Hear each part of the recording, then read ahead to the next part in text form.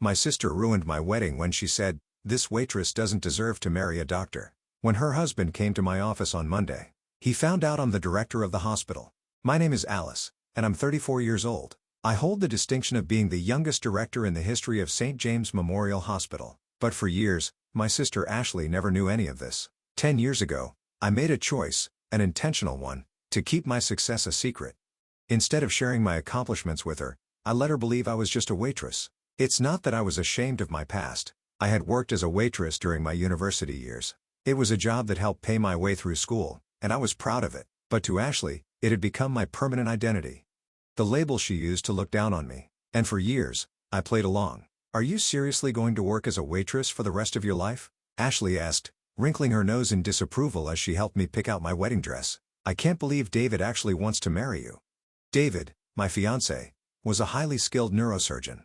We had met 3 years ago when he joined the hospital as a new resident. Of course, he knew exactly who I really was, the director of St. James Memorial. He loved me for who I was, not for any title or status, but Ashley didn't know that. "Honest work isn't shameful, Ashley," I replied, admiring the elegant white gown in the mirror.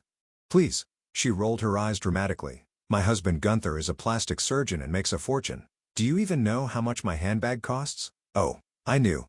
I knew all too well that Gunther had applied for a position at my hospital the previous week. His interview was scheduled for Monday, 2 days after my wedding. I sighed, trying to keep my patience in check. "Why can't you just be happy for me?" "Happy for you?" She scoffed. "It's embarrassing. David's entire social circle will be at the wedding, doctors, their wives, and my sister. A waitress, serving tables. What a humiliation." I didn't respond. For years, I had kept my position hidden for a reason. After our parents passed away, Ashley had become obsessed with social status. She married young, choosing a promising doctor. And from then on, she looked down on anyone she considered beneath her. I, on the other hand, took a different path. I studied medicine, specialized, and worked tirelessly to become hospital director. But every time Ashley flaunted her seemingly perfect life, I simply smiled and let her believe I was nothing more than a waitress. The truth was, I had been a waitress, but that was just a small part of who I was. I had worked hard to get where I was, and I didn't need to prove it to her or anyone else. The day of my wedding arrived, and everything was perfect. The church was adorned with white roses, soft music played in the background, and the guests were all elegantly dressed. At the altar, David stood, his smile so warm that it illuminated the entire church. And then, just as we were about to exchange vows, Ashley stood up. "This is ridiculous," she shouted, her voice slicing through the peaceful moment. "This waitress doesn't deserve to marry a doctor. David, you're making the biggest mistake of your life." A stunned silence fell over the church. My heart pounded in my chest, but David stepped forward, anger and disbelief clear on his face. Before he could say anything, I held up my hand to stop him. "Ashley," I said calmly, my voice surprisingly steady given the situation. "Sit down." "No," she protested, her voice rising. "Everyone needs to hear the truth. My sister didn't even finish college. She's been lying to everyone about who she really is." Murmurs spread through the crowd, and I glanced at Gunther.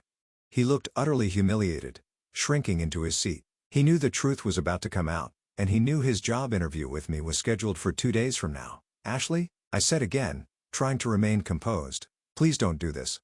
"Do what?" she sneered. "Tell the truth? Look at you. You probably stole that dress. How could you afford something like that on a waitress's salary?" David couldn't hold back anymore. "Ashley," he said, his voice firm, "I think you should." At that moment, the doors of the church burst open with a loud bang, interrupting him. Dr. Reynolds, the chairman of the hospital's board, hurried inside. "Dr. Thompson," he called using my professional title, and all eyes in the church turned toward me. Ashley froze. "Doctor, what?" she whispered, her voice laced with disbelief. Ignoring the tension in the air, Dr. Reynolds walked briskly toward the altar. "Director, there's been a massive accident on the highway. We need your authorization to activate the emergency response plan immediately." I took the documents from him, fully aware that every eye in the room was now on me. Ashley's face had gone completely pale, her lips trembling as she processed what was happening. "Director?" she repeated in disbelief. I signed the papers quickly, my hands steady despite the chaos. "Activate all available operating rooms," I instructed Dr. Reynolds. "I'll contact the on-call staff right away." Turning to David, I gave him an apologetic smile. "I'm sorry, love. Duty calls." He smiled back, understanding completely. "Go save lives." We can finish this when you return. I turned to the guests who were still processing everything. I apologize for the interruption. There will be a brief recess while we handle this emergency. Please enjoy the cocktail hour. As I made my way toward the exit, I paused beside Ashley, who was still standing frozen in the middle of the aisle. I leaned in, my voice soft but firm. By the way, dear sister, your husband has an interview with me on Monday. I hope he's more professional than you. I left her standing there speechless as I walked out of the church. But this was just the beginning. Ashley had no idea what she had unleashed with her spectacle at my wedding. Monday arrived faster than expected. After successfully managing the accident emergency, we had been able to complete the wedding ceremony, albeit at midnight and with half the guests still in their hospital scrubs. Ashley and Gunther, of course, had left long before that. Dr. Thompson, my assistant Sandra announced, stepping into my office. Dr. Gunther McCarthy is here for his interview. Let him in, I replied, quickly organizing the papers scattered across my desk. Among them was Gunther's resume, along with some rather concerning reports from his private practice. Gunther walked in, his complexion as pale as a ghost. He didn't look anything like the arrogant man I'd heard boasting at family gatherings. Instead, he seemed smaller, deflated. Have a seat, please, I said, gesturing to the chair across from me. He hesitated, his eyes darting around nervously before he lowered himself into the seat, visibly shaken. Dr. McCarthy, I began formally. Street. James Memorial Hospital. Alice, Dr. Thompson. I corrected him gently, emphasizing the title. We're in a professional setting here. Right, of course, Dr. Thompson, he muttered, shifting uncomfortably in his seat. I took a moment to glance at the file in front of me. Now about what happened at the wedding. You mean when my sister, your wife, tried to ruin my wedding by calling me a waitress? I couldn't help but smile slightly. Don't worry, Dr. McCarthy. This interview will remain entirely professional. I flipped open his file. I see you've been working at Southview Aesthetic Clinic. Yes, I'm the lead surgeon there, he said, his voice tight. I turned the page. And it also seems you've had 3 malpractice lawsuits filed against you in the past 2 years. Gunther visibly stiffened, his throat working as he swallowed hard. That was a misunderstanding, he stammered, his voice shaky. Is it also a misunderstanding that you've been billing cosmetic procedures as reconstructive surgeries to get insurance coverage? I asked, watching him closely. His eyes went wide with shock. How do you know that? I leaned back in my chair, my gaze fixed on him as I spoke. I'm the director of the largest hospital in the city, Gunther. I have access to resources. Just then, my phone rang. It was Ashley. Excuse me, I said, answering the call and putting it on speaker. Alice. Ashley's voice trembled with desperation. You can't do this to Gunther. He needs this job. Ashley, I'm in the middle of an interview. Please. I'm sorry, okay? I'm sorry about the wedding, but don't ruin our lives because of some petty revenge. Revenge? I repeated softly, a calm smile tugging at my lips. Ashley, this isn't about revenge. It's a standard job interview where I'm simply reviewing the candidate's professional history. Liar. You've always been jealous of me, Ashley snapped. First, you pretended to be a waitress for years, and now this. Gunther shot her a frantic glance, silently begging her to stop. I couldn't help but chuckle. Jealous? Ashley, I have a doctorate in medicine. I'm the youngest hospital director in history. I just married the love of my life. Exactly which part of your life am I supposed to be jealous of? There was a long pause on the other end of the line. Now if you'll excuse me, I'm conducting an interview in which your husband needs to explain why he's been committing insurance fraud. Silence. Then a whisper. Fraud? Oh, you didn't know? I asked innocently. Funny, considering the fraudulent claims were filed under your spa clinic's name. Ashley gasped. She was the clinic's administrator, the one who turned it into a front for Gunther's illegal surgeries. I'll send you the documents, I added smoothly. Since you're so passionate about exposing the truth, I'm sure you'll want to clear this up right away. I ended the call, turning back to Gunther, who looked like he might collapse. Now, Dr. McCarthy, I said coolly, where were we? Please, he whispered, his voice trembling. Can we come to some sort of agreement? An agreement? I asked, pulling another document from my desk. Something like this? It was a resignation letter, already drafted with his name neatly typed at the top. If you sign this, resigning quietly from your clinic and returning all the money you've stolen from insurance, we can avoid this escalating further. But what about the job here? He asked, his voice a mix of desperation and confusion. I gave him a thin smile. Oh, did you really think there was an open position? I'm sorry, but we don't hire doctors with a history of fraud. The door to my office flew open. Ashley stormed in, her makeup streaked and her hair a mess. You can't do this to us, she screamed, her voice shrill. I sighed, looking at her with mild exasperation. "Remember when you told me at my wedding that I didn't deserve to marry a doctor? Well, turns out you were right. I didn't just marry a doctor. I married an honest man who values integrity as much as I do." Sandra appeared in the doorway, glancing at the scene with a raised brow. "Should I call security, Dr. Thompson?" "That won't be necessary," I said calmly, watching as Gunther signed the resignation letter with shaking hands. "Dr. McCarthy was just leaving, and my sister will be accompanying him." Ashley's eyes blazed with fury as she hissed, "This isn't over." I tilted my head watching them leave. "Oh, but it is. And it's only just beginning." Because what Ashley didn't know is that the fraud investigation was already underway, and the investigators would be arriving at her clinic this afternoon. The next morning, as I prepared coffee, David wrapped his arms around me from behind.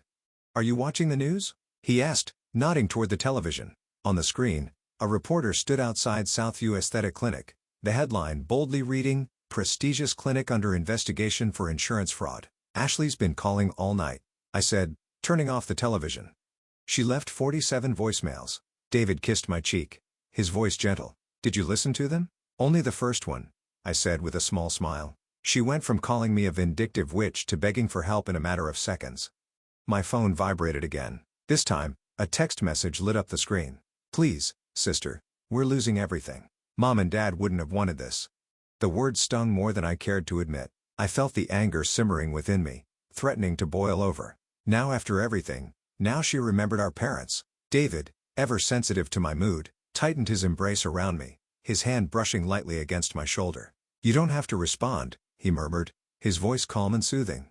The opposite of how I felt. "Oh, but I want to," I replied, my voice tight. I picked up my phone and with a sharp inhale, dialed her number. She answered on the first ring, her voice frantic, desperate. "Alice, thank God you picked up. We need your help. Please, we're losing everything." I didn't let her finish. The bitterness in my chest was sharp. "The investigators are going through your records," I said, cutting her off. "They're finding all the cosmetic surgeries you billed as medically necessary." There was a long pause on the other end. I could almost hear her trying to gather herself, the weight of the situation crashing down on her. "It was Gunther's idea," she blurted out, her voice tinged with panic. "I was just the administrator. I only signed the papers." "The same administrator who boasted at every family gathering about her six-figure salary?" I asked, my voice laced with cold disbelief. "You're telling me that was all Gunther's doing, but you took every opportunity to tell everyone how much money you were making off it." Ashley's voice cracked. The tears were flowing now, unmistakable in their raw guttural sobs. "Please, they're going to take everything. The house, the cars, our entire life. They'll seize it all." I couldn't help the sharp, almost cruel edge to my words. "The designer handbags?" I suggested, my tone cutting through the air. "The ones you were so proud of? The ones that cost more than what a waitress would make in a year?" "I'm sorry. Is that what you want to hear?" she begged, the apology barely coherent through her sobs. "I'm sorry for humiliating you at your wedding. I'm sorry for treating you like dirt for all these years. But please, Alice, please help us."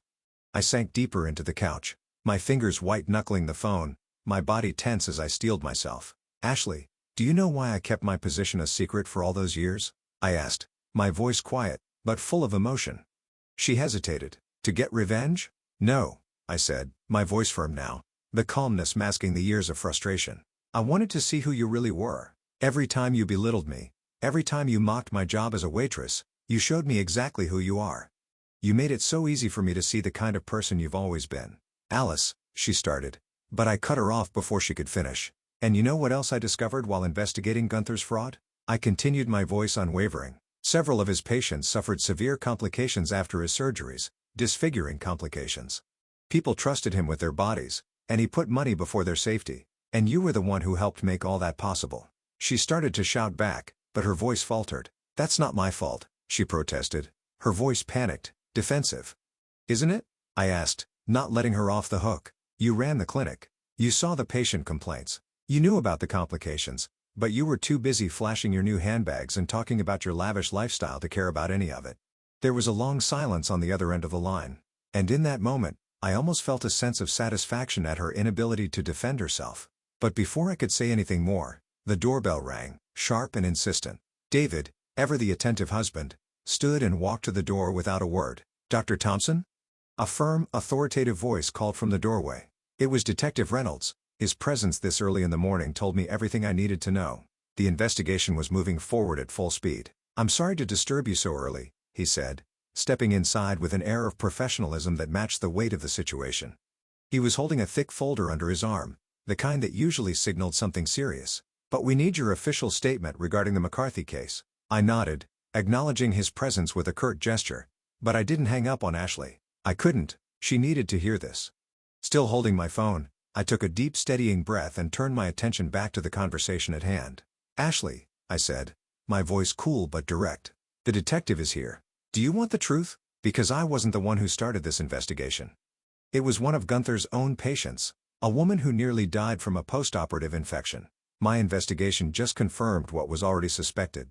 There was a stunned silence from Ashley. I could feel the weight of the words sinking in. The realization of how deeply she was involved. "So no, sister," I continued, my voice unwavering. "I can't help you. Justice will run its course." Ashley's voice cracked again, but this time, it was laced with hysteria. "This will ruin us. You can't let it happen."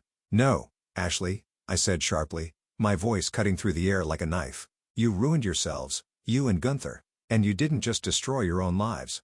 You harmed innocent patients, people who trusted you and put their faith in a system you used to exploit them." There was a long pause, and then with all the fury she could muster, Ashley screamed into the phone, her words full of venom. "I hate you. You've always been jealous of me." I couldn't help but let out a soft chuckle, shaking my head in disbelief.